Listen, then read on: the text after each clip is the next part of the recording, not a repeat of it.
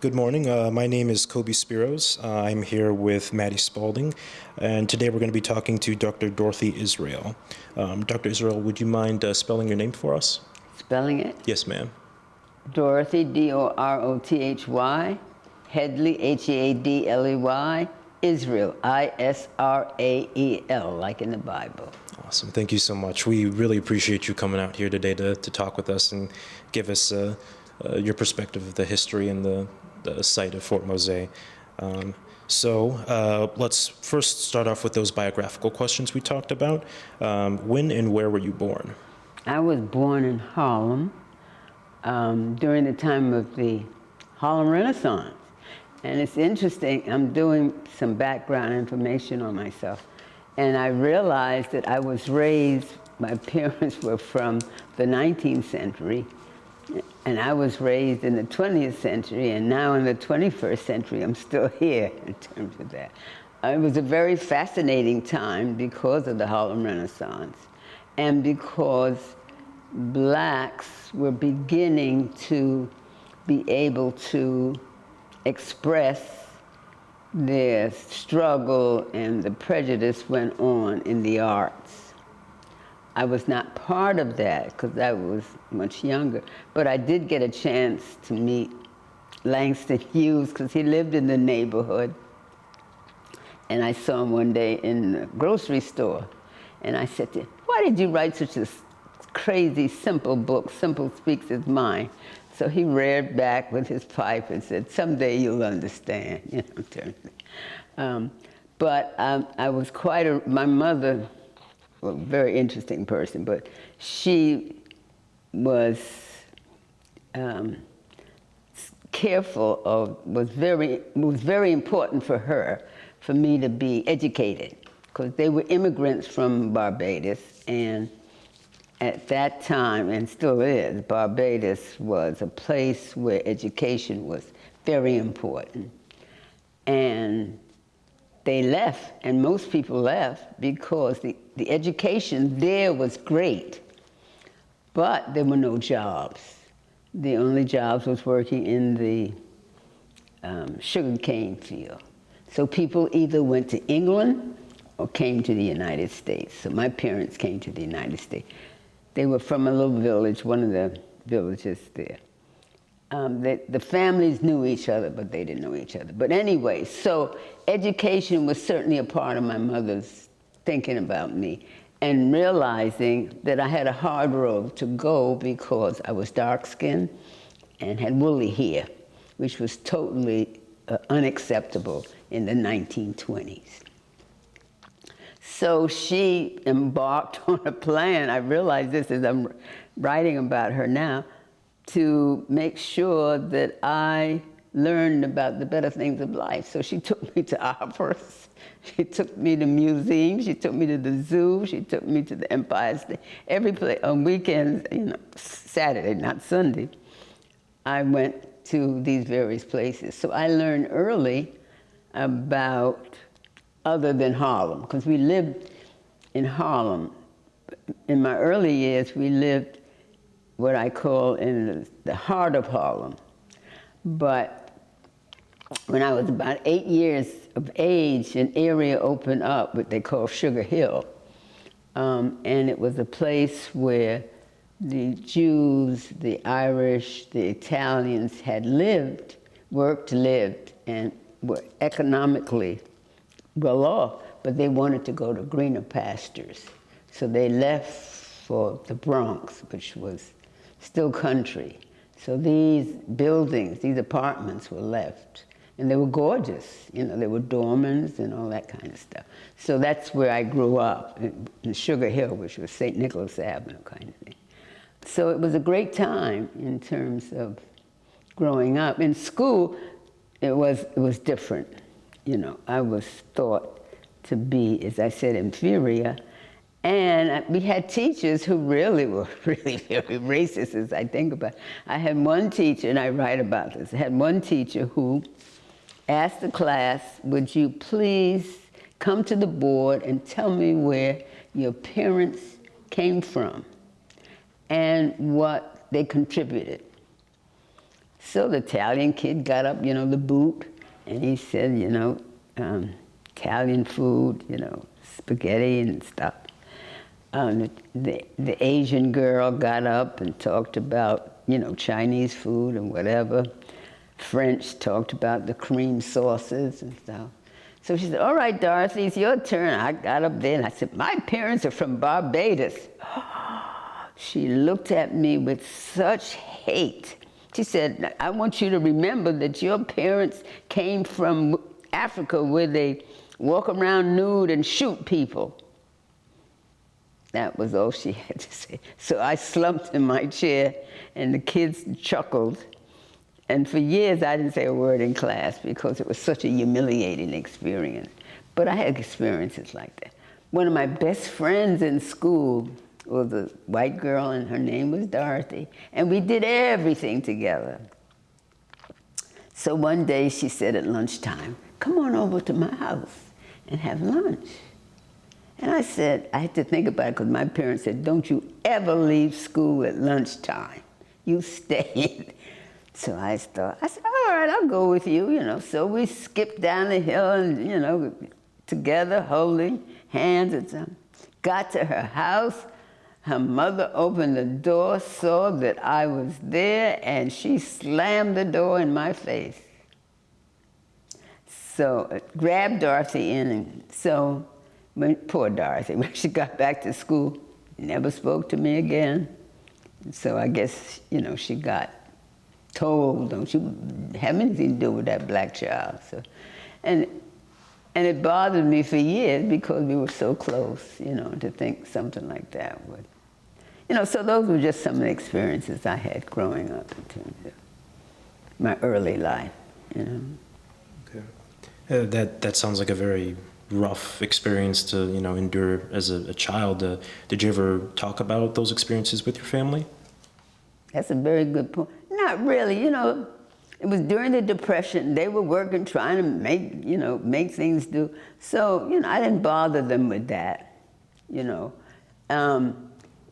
At home was such a great time for us. Weekends, people would come and have dinner with us, new immigrants from Barbados and others, and they would sit around and talk about maybe they should go back to where they came from because they were treated so badly here. So you know, that interested me. You know, there was the Marcus Garvey movement, and some people wanted to go do what Marcus Garvey said, go back to Africa, and others said, no, we're going to stay here, and so forth, you know. So in the community, you know, after school, I had friends, we jumped rope and did all that stuff. So that sort of balanced the great hostility that I experienced in school, you know. So with school in mind, was there any particular subject that really captivated you? Oh, I love math. I didn't like trigonometry, but I loved algebra. And I liked math, and I liked science. So when I was ready, I have to tell this story. When I was ready to go to high school, the guidance counselor put me down to a non-academic high school, needle and trades, because my mother was a sewer. And so I said, that's fine. She said, oh, no. I don't know how she found out the difference, but she knew that there was a difference in the schools. So she went and talked to the guidance counselor, and I was changed to an academic school. When it came to college, I took the test for Hunter. Hunter was a government school, you know, and it was free, you know, you didn't have to pay. So I took the test for it, but I didn't pass. I didn't pass the English part of it. So my mother said, well, you got to go somewhere. So she said, apply at NYU. So I applied at NYU, and they rejected me. Well, my mother, that's why I said my mother was great. She wrote a letter, I guess on the statement where I was rejected, it must have said, if you have any questions, you didn't call in those days, write or whatever. So she wrote the Dean of Admissions for an interview. And he said, yes, come down. We took the train, A train downtown to NYU, which is in the Village.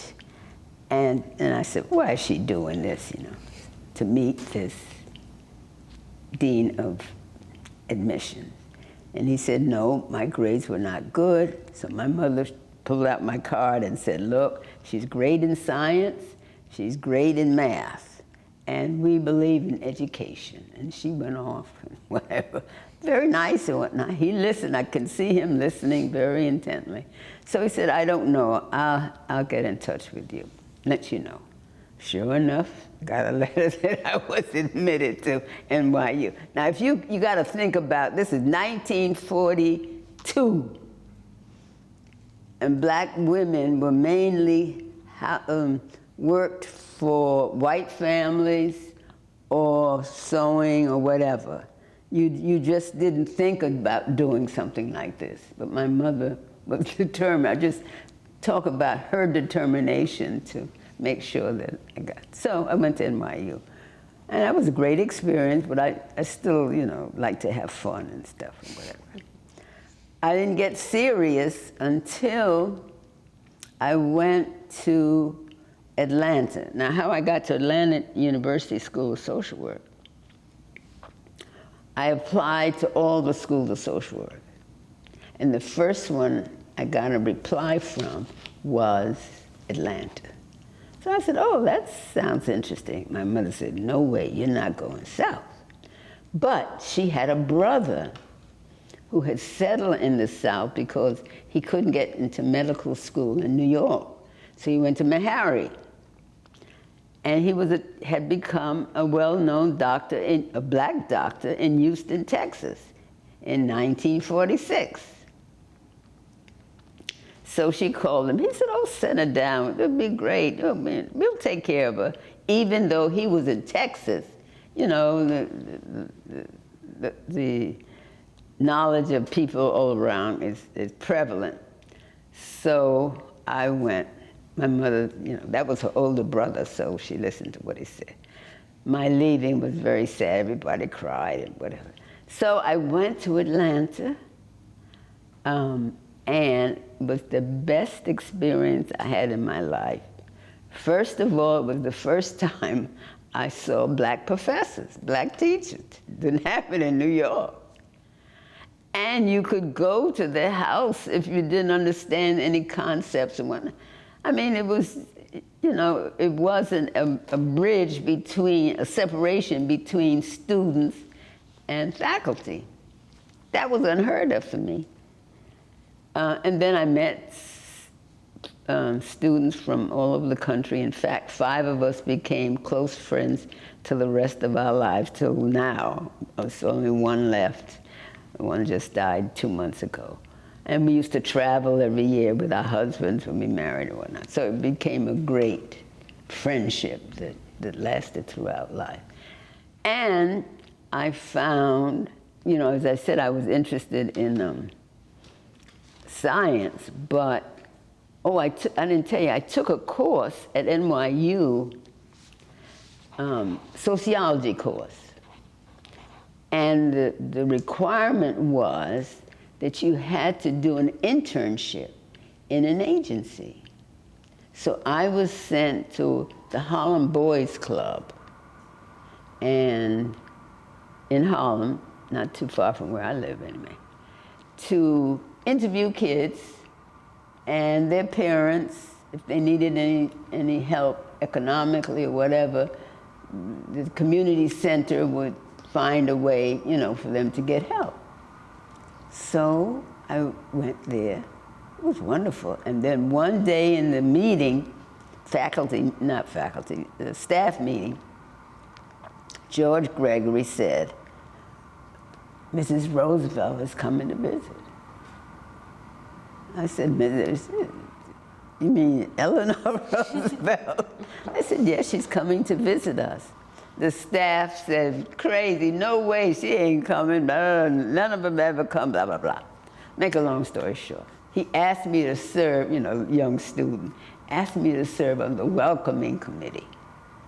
So, sure enough, I was outside with the other staff members as she drove up in this black limousine and got out. Very tall lady, because you know I'm short. I said, wow, whoa, she's tall. And she was very gracious. And the thing I remember about her, Mr. Gregory asked her, what would you like to do? Because she was coming to meet with the community residents, the leaders and whatever. Would you like to go to the auditorium and meet the leaders, or would you like to see what the kids are doing? She said, I want to see what the kids are doing.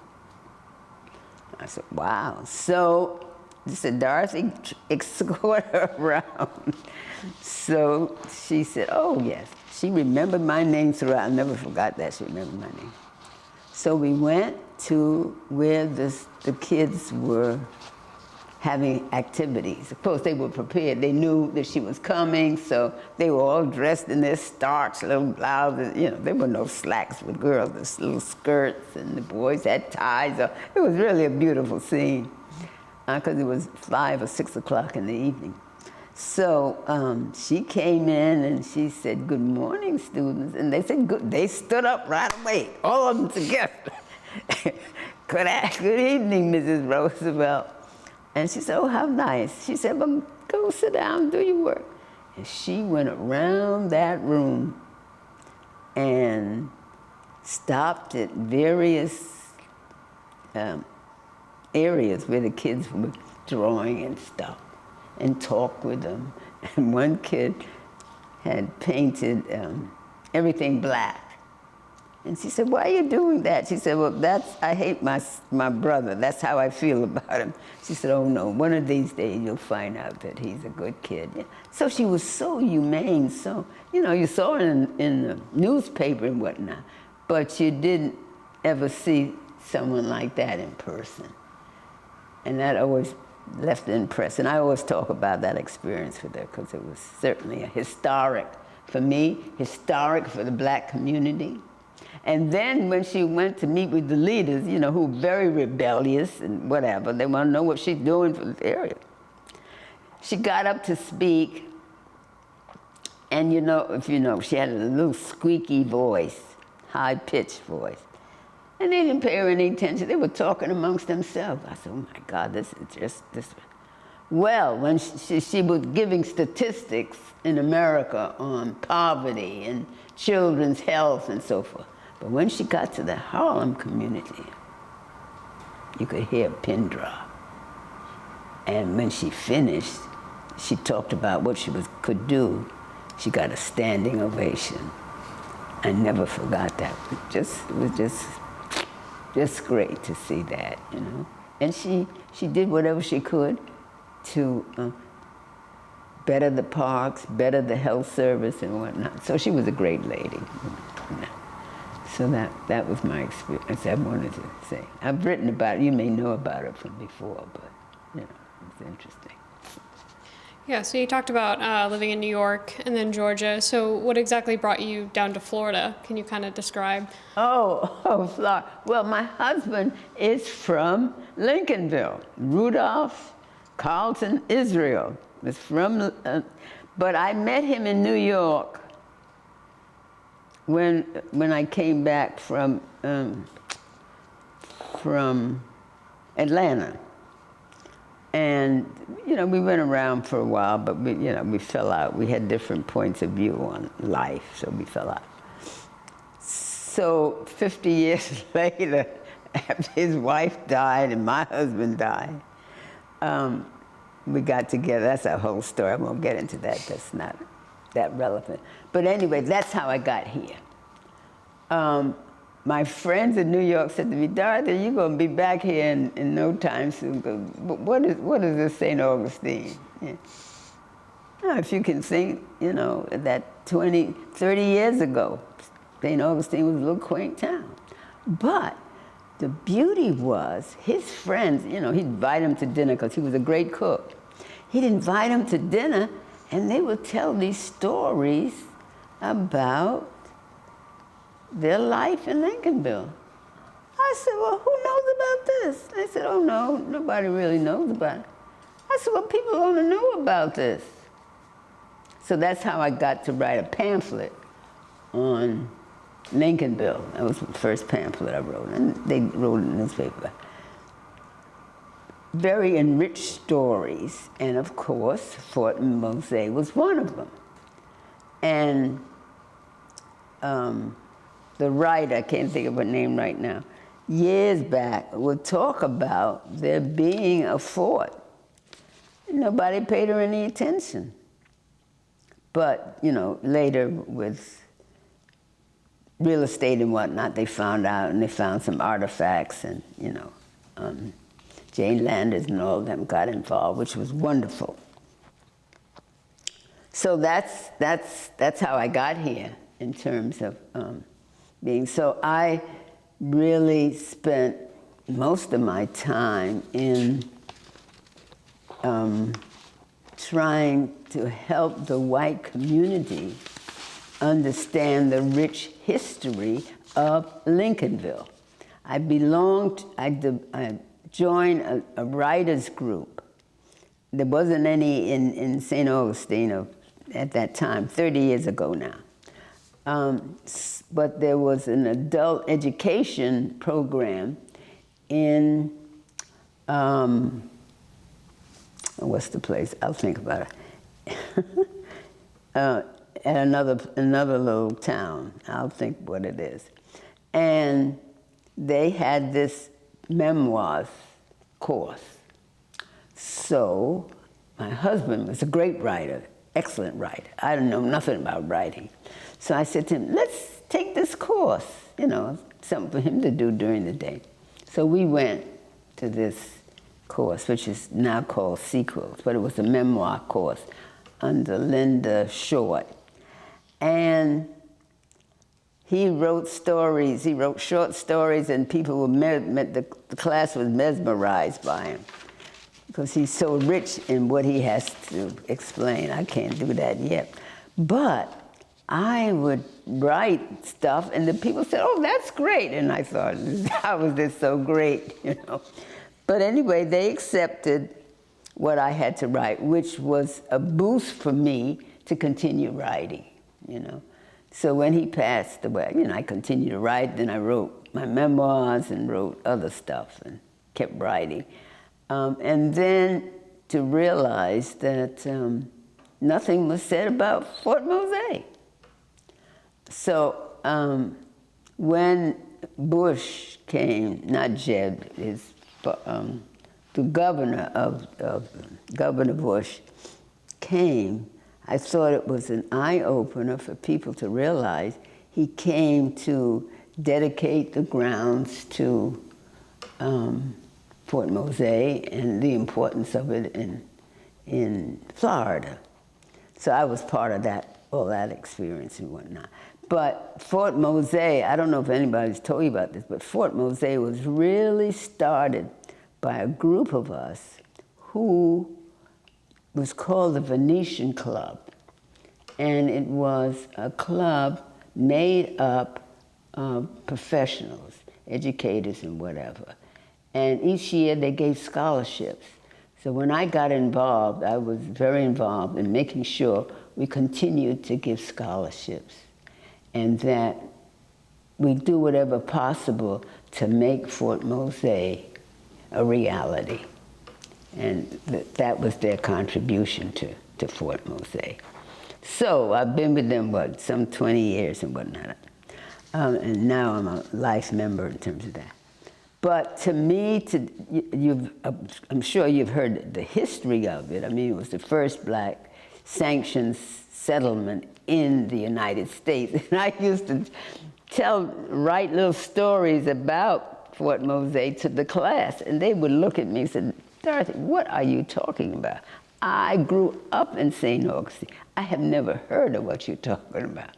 So there was a lot of reluctance on the white community to even accept what I had to say in terms of the history or that it existed. And even today, I talk to friends, you know, and people, they say, oh no, I've never heard of it. So it's a job that we constantly have to do. We're doing better, you know, we had this big concert.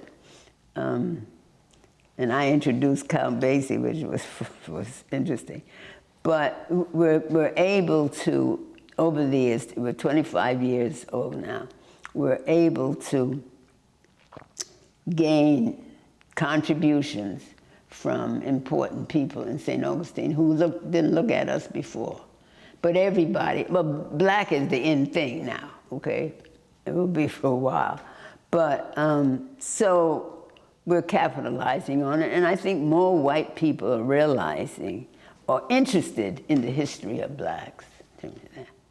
Now, my particular forte, what I'm fighting for, and I gotta fight for it every day, is the inclusion of women in the fight. I mean, it was wonderful that the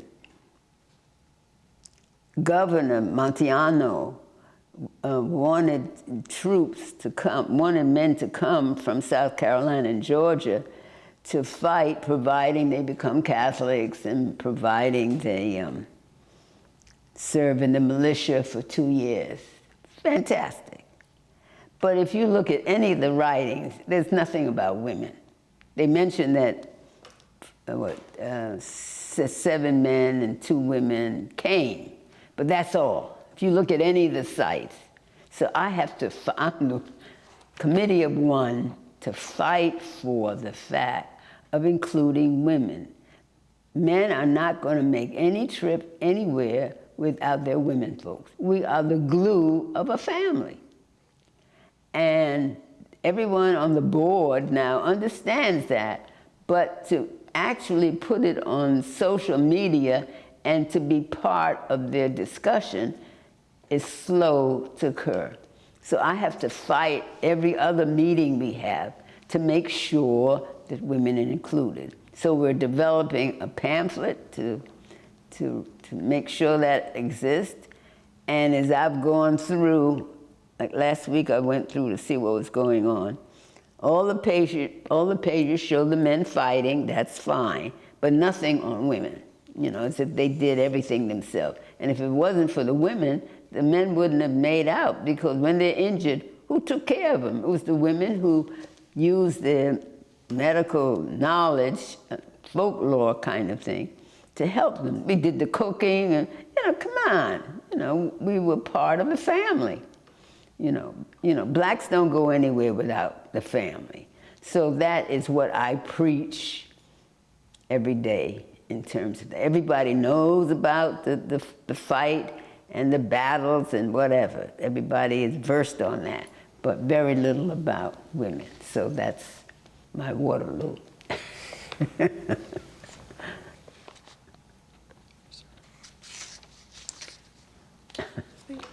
So it's interesting that you mentioned, you know, the role of women sort of taking a sidebar from the more exciting battles of Bloody Mose and stuff like that. Because I'd seen a post from the Historic Society quite recently on Facebook about, you know, women's roles in the site's story. So how beyond just the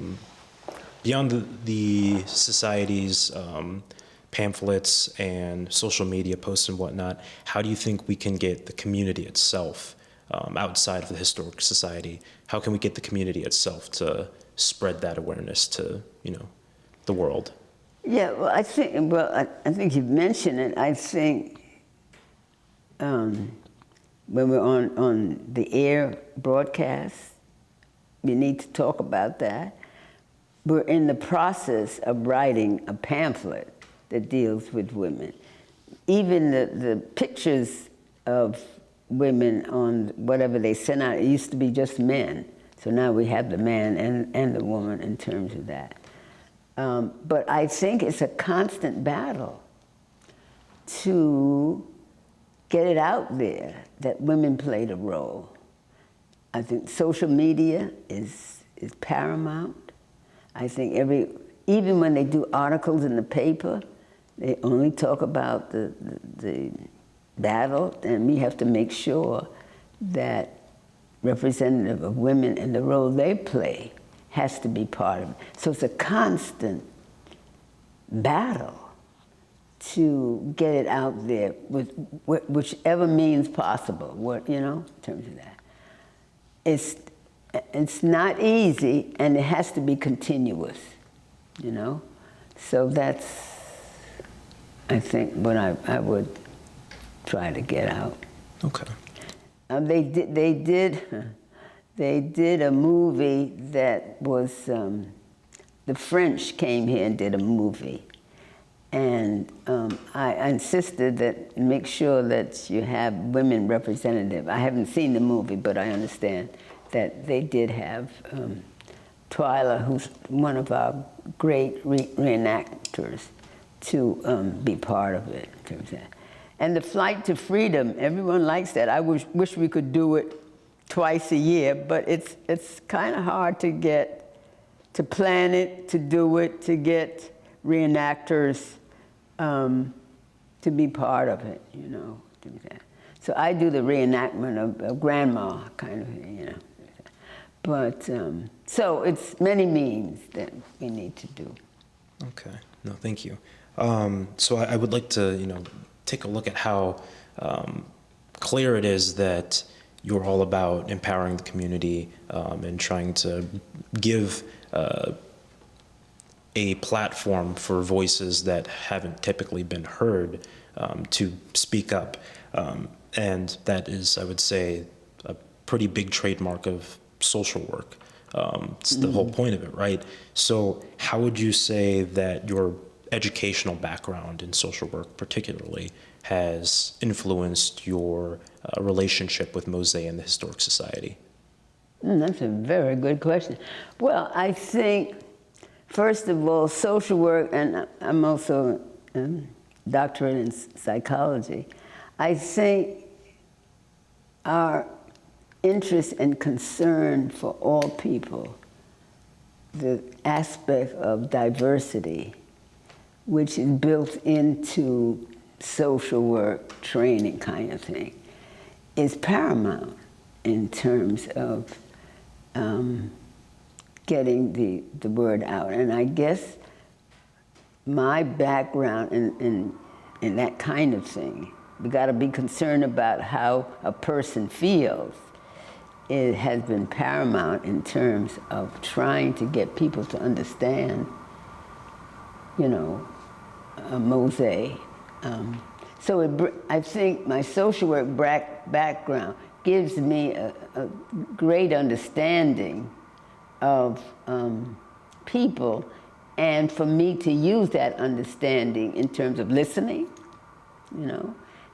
and using that listening in a format that other people can understand and relate to in terms of that.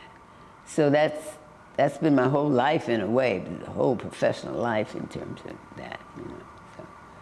Okay. If you could offer any advice to any enterprising young social work students or psychology students, what would that advice be for their careers and engaging with the community? Well, stick to your decision to be either social work or psychology, because young people are changing now and going into more the technology because of the money involved. We've developed in this country a large section of people who are concerned about money and not people. And that worries me. We see it played out every day. Just the golf thing recently with Saudi Arabia. And one of the golfers said, yeah, but I need $200 million for my family. I said, wow, so we have to be careful of that.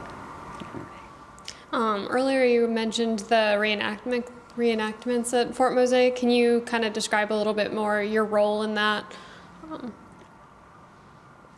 Well, I guess we started with feeling, well, you got to have something with women. And I said, the elderly are certainly highly respected in the black community, I guess all community, but more so in the black community. And I said, you know, we need to have some representatives. So at one of the meetings where the men were shooting, demonstrating Mandarin, we were in Mandarin, and they were demonstrating all about the guns and how you do. They said, Dorothy, you know, you do stuff. So I got up and said, no guns. So the audience looked at me like I was crazy. And I went into my dialect and so forth. So it was, that's how I got started with that, in terms of that. But it's an important role. So when I don't do it anymore, somebody else will do, in terms of the grandmother being an essential part of family life with blacks. I know you mentioned kind of your passion for including women in the history of Fort Mose. I know reading a few articles of yours, you explained your passion for the youth as well. What's your kind of hope for youth involvement in reenactments, as well as just the site of Fort Mose in general? I think we need to move to do that more. We haven't. You know, the colleges are good to, you know, their black programs, black student organizations that we need to reach to do something. And we've talked about that, but we haven't done anything.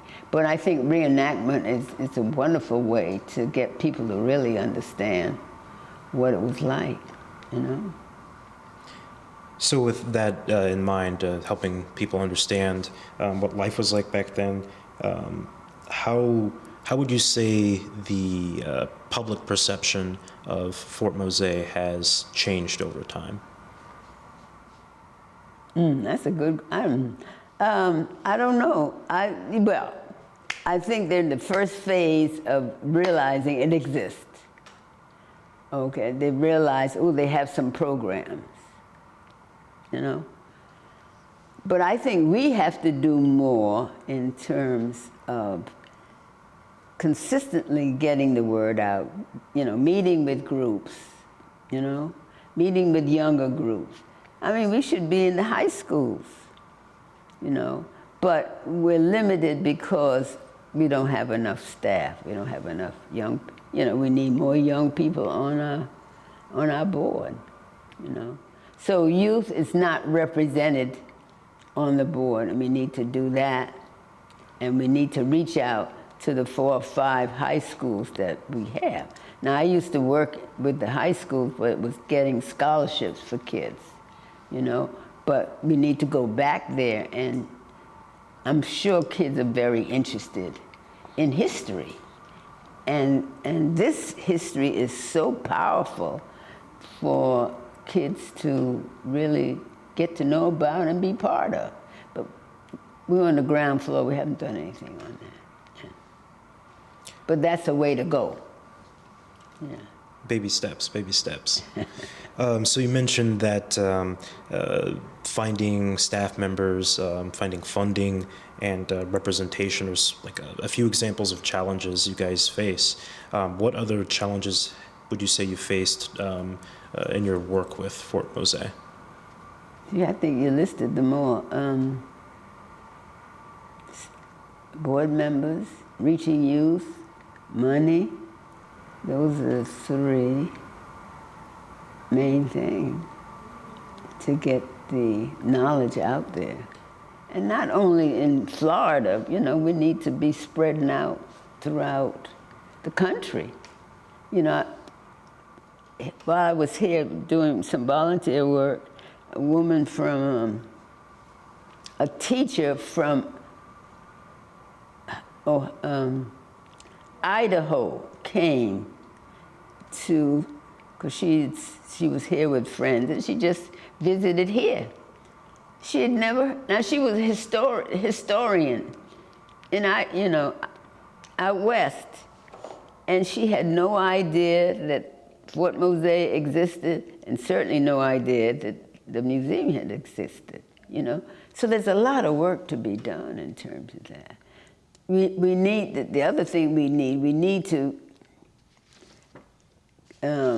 regularly get the word out first to black newspapers throughout the country. There's a newspaper organization, and we have a member of the board now who's part of that. Not only to get it in St. Augustine, but throughout the country. Now, I get the newspapers from New York, and I wrote them at one point and said, why don't you do something on Florida, Fort Mose, for people to visit? They never answered me. But it's that kind of thing, you know, follow through and so forth to do that. So that's the big thing that needs to be done. Okay. Now, what would you say would be the most interesting part for you about working with the Lincolnville Museum, the Historic Society, and Fort Mose? What is the what? What's the most interesting part of all of this work that you're doing? What's interesting for me at this stage, I think the reenactment. I like doing that. I have fun with doing that. But I do it just once a year or twice a year, you know. Right? That's fun. And also it's fun fussing with the board members about women, you know. And they just sit there and look at each other, say, all right, Doc, yeah, we're going to do it, but they don't do it. So it's the fight, okay? I'm good at the fight.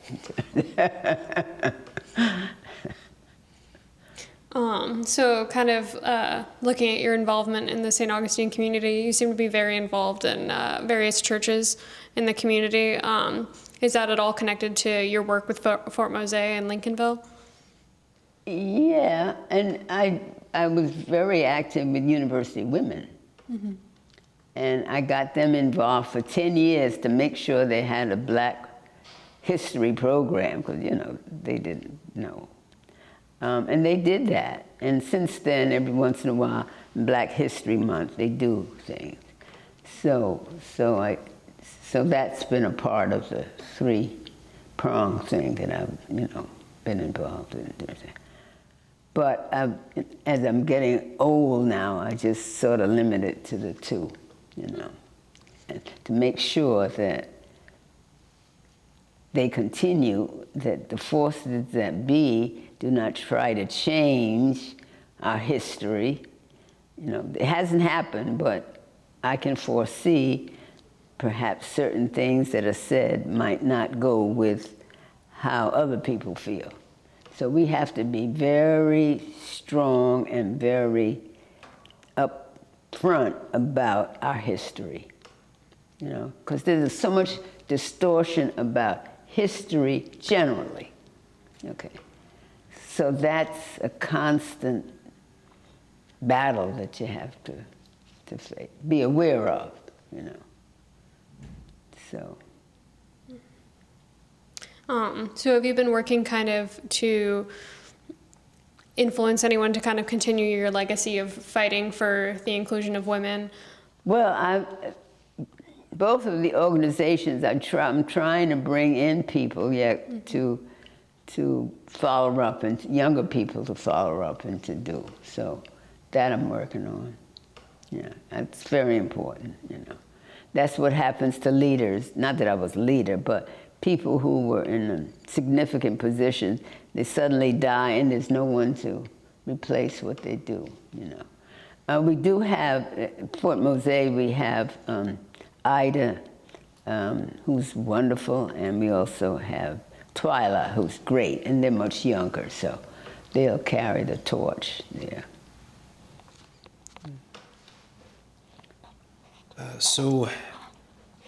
Since we are working, you know, a lot on the archaeological aspect and excavating at the site, I'm curious, what would you like from us as archaeologists to do to contribute to, you know? Oh, I want you to do what you're doing, getting down in the ocean and finding out, your friend, I can't think of her name, brought samples of what they're doing. I think that's fantastic. And to continue that, to really eventually give us a better sense of what went on during that time. That is crucial. I mean, your work is right there on top. That's important. It'll give us a lot of history that we don't have, you know. It'll help to complete the history that we have. Now, are there any ways that you can suggest for us to go beyond just digging and, you know, recording data so that it's less archaeology for the sake of well, it's how you books? present it out to the people. Mm-hmm. You know, that would be your, to me, as you summarize what you do, that you do it in a way that people can relate to. That's key. I agree. Yeah, it's like you said, very important that we build that rounder perspective for the community and the world in general. So I'm wondering if you could go out to the site, what would be the, how do I phrase this? What would you like to see if you were to go out to the site itself today with us, for example? What I would like to see?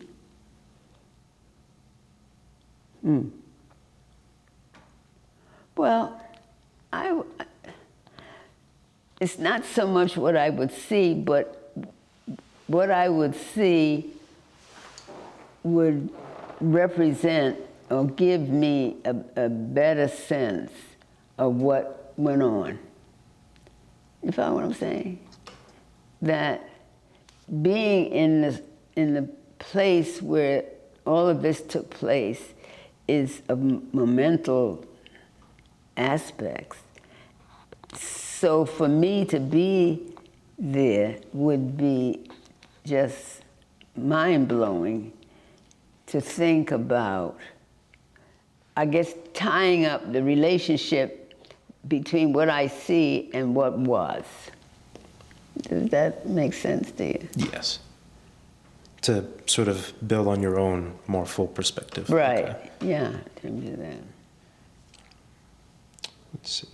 I am curious, what have your family and friends, how have they responded, I should say, to your work surrounding the site? Oh, they're very excited about it, and very interested in what more they're going to do and how do they do this, and it's good that students involved, and, you know, it's very positive, yeah. Just kind of going back to your kind of childhood in Harlem, how do you think that growing up there has kind of influenced your perception of Fort Mose and of Lincolnville?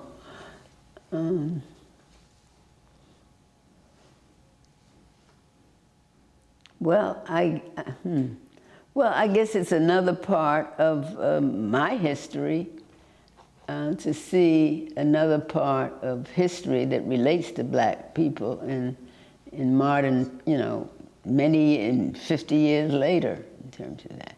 So I would say there's an interrelationship between what I grew up and had to face and what we face now.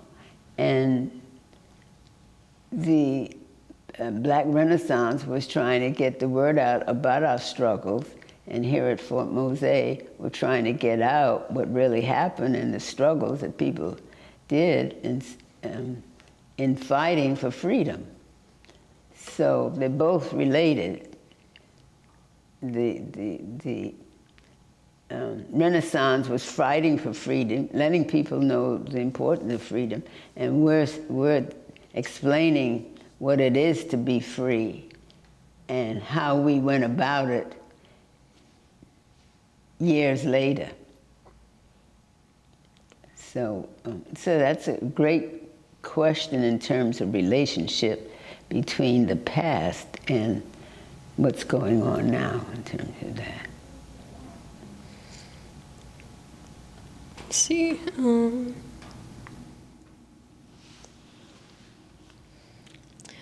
In terms of just your writing and stuff like that, how do you think like working in Lincolnville has kind of altered your writing style or what you write about? Well, you know, I love the history of Lincolnville. We haven't talked about that because we've been talking about Fort Mose, but Lincolnville in itself was such a rich, wonderful community in the 1920s and so forth. But any community that blacks have somehow gets relayed, you know, whether it's the Tulsa thing or whatever. Here it's kind of gentrification and so forth. But I spent, when I started writing, I really spent most of my beginning years writing about the history of Lincolnville, because nobody knew anything about Lincolnville, and the people who could talk about it didn't. You know, I should not have been the one to get to be known, you know, generally, and to write in the newspapers and so forth. It should have been people from here, but there was nobody doing that. You know, those who could do it left. I mean, it was such a bad experience that occurred during the Civil Rights Movement. Most people left, and those who stayed in their house. They weren't part of it.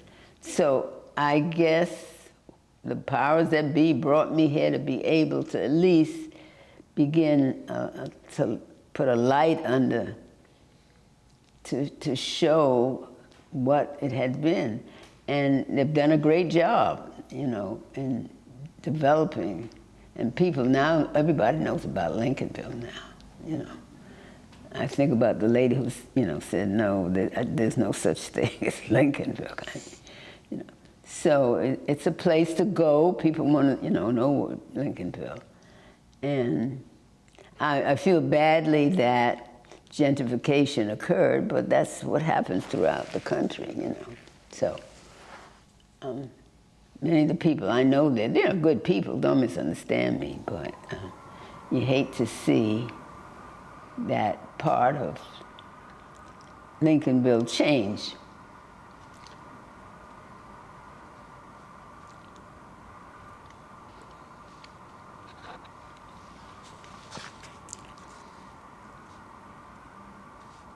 Bear with us here for a second. No, Yeah. You've given such an amazing, in-depth, overview that a lot of the questions we had you covered. So. Yeah.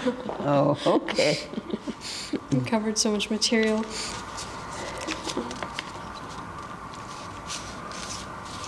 Now, earlier I believe you mentioned that you also started writing early on. Thank you, about Fort Mose itself. On top of Lincolnville.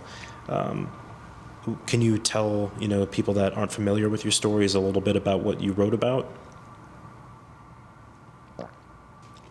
I wrote mainly about the existence of it, and what the experience was, how it came about, and that you needed to really visit it, and the museum is a wonderful place to come and that kind of thing. So it was around those topics that it was sort of a mini educational thing about Fort Mose that people hadn't known about. So in class I always talked about what happened and the importance of freedom. And, it was accepted, got to be accepted gradually, Because these were people mainly from here who were raised here, in my classes and so forth, where I did a lot of the writing. They were raised here, so they looked at me with skepticism because they had never heard of it. So some of them, said, well, let me go and see, what's Dorothy talking about? So they found out. They didn't pay me any attention. They found out, they brought back to class and said, oh yeah, there is a place, and you need to go and visit it. That was the level of it 25 years ago in terms of that. So it was great that this committee started and kept with it, and monies had to be developed. Representative Clark, who wasn't from St. Augustine, He was from further south, but he was a representative, and he was able to get monies for us to dig and to tell a story. He's the one who really started things going, you know. So without the money and to dig and whatever, we wouldn't have been able to show the truth, you know. So he was great in that. He's come up. He lives in Georgia now, but he comes up every once in a while to talk with her. But he was an important person in our knowledge about Fort Mose as a result of giving monies for digging and for spreading the word, beginning to spread the word. And for the Governor Bush to recognize that and to come here with the breaking of the grounds. So that was an important achievement in its development. So people then began to look, you know, if the governor comes, this is important, you know. So like since working at Lincolnville and working with Fort Mose, have you seen any changes like in yourself since working through all these different projects? Anything you found out about yourself? Oh, I found out the importance of sticking with trying to get the word out. It's very important. And to have support, it wasn't just me, it was people around who were supportive, you know, Charles Ellis of, you know, here, and Gail and Phillips and her husband. I mean, they were very supportive in terms of our getting what we needed in terms of monies and in terms of letting people know what it is. So it's been a gradual, continuous gradual uphill in terms of where we are today. And I think your contribution will be exceptional in terms of what was lacking, in terms of really doing further dig specifically about the area dealing with Fort Mose. So that's tremendous. You're doing something nobody else has done.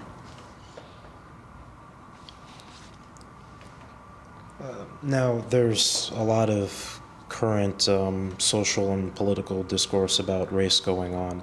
I'm wondering, how do you think Mose's history will play a role in that conversation? Well, yes, you're on the ball. That is an important question, and that keeps me up at night sometimes, because with our present administration in Florida, he has the government in Florida has decided certain history shouldn't be accepted. He hasn't touched us yet, but they hold the purse strings with the money now, which wasn't before. So I maintain we have to be very careful, not what we say, but that it doesn't get co-opted. Nobody else is talking about that, but I worry about that. So if this administration continues to get power, they're going to look with a third eye on everything we've said or done. So we have to be very careful that we have things well documented that cannot be disputed. So the political plays an important role in the future of Fort Mose. It played an important role in its development, which was positive. It's still positive in its development now, but the foreseeable future, with the way the political forces are moving, I'd have a little worry. And I hope it doesn't have to be worse. Get the message? Yeah, thank you. That was very insightful. I appreciate it. Maddie, did you have any other questions? I don't believe so. Okay. We are coming up on an hour, and we would love to continue talking to you all day, but we don't. Yeah, we want to respect your time. No, I realized I would give you time, whatever you all need. So. No, we really do appreciate it. So, is there anything else that you want to? No, I'm just marveling at your. I deal with students, but it's mainly getting scholarships and stuff. Mm-hmm. I tried to get. What's the black school? College. I tried to get them involved, and they wouldn't. But I think they've since changed. See, it's been a whole sea of change in the way where organizations and colleges look at us now. It's very positive. It wasn't negative before, but it wasn't on their radar. But now we're on the radar. It's the black colleges. It's is it in Jacksonville or further down? But anyway, I tried to get them involved, but they weren't. But now everybody is positive toward us. So anything we ask of people, they're ready to do. Yeah. So I don't remember what you asked me. I believe it was just, if there was anything you wanted to add. No. I can't remember what No, something about connection with.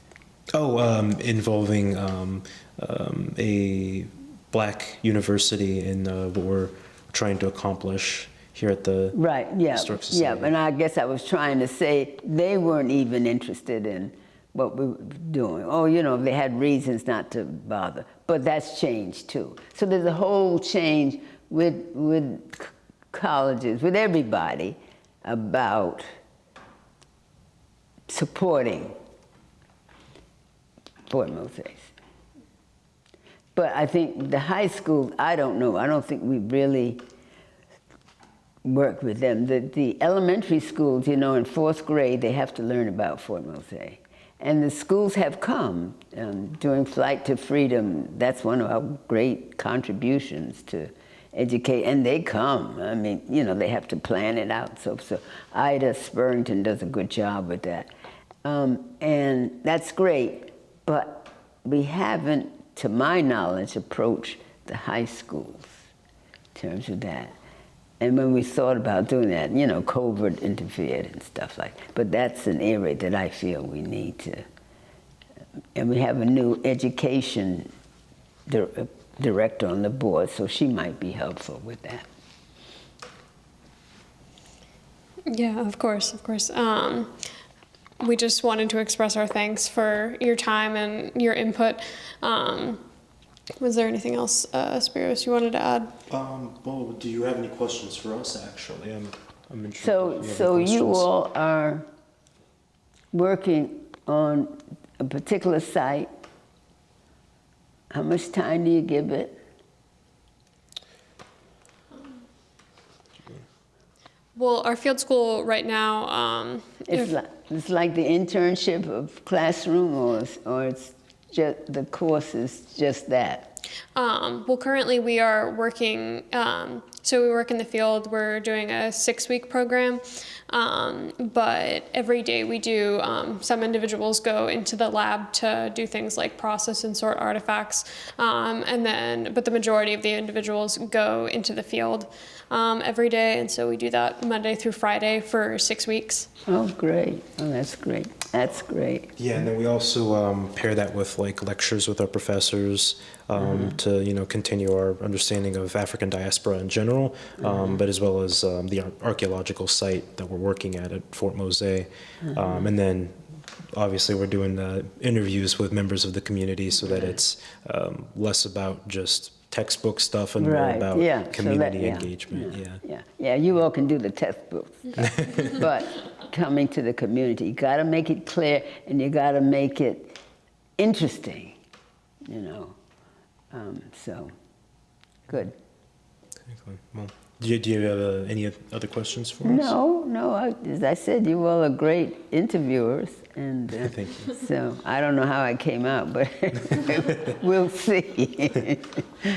Okay. Well, again, we do want to thank you for Yeah, well, taking the thanks for time. having me. This is a great opportunity because I don't do this as Yeah. much now like I used to, so this was fun. Yeah, no, it was really fun. It was Yeah. really fun, really enlightening. Yeah. So before we do finish up, I want to just state for the record that we are currently at the Lincolnville Museum and Cultural Center, and it is June 9th of 2022.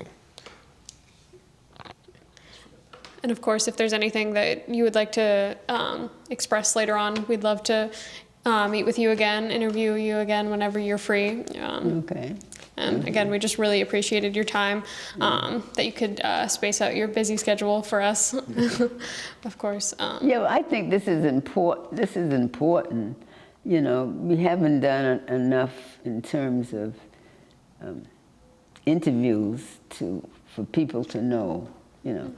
Just get it out there on the internet. Various YouTube and things. That's where the action is now. So. We're gonna do our best. Yeah. Okay. I'll depend on you. No pressure. No pressure. Okay. All right. Well, thank you so much. Oh, I'm gonna thank go you for ahead having me. I appreciate it. and end it here. Okie doke.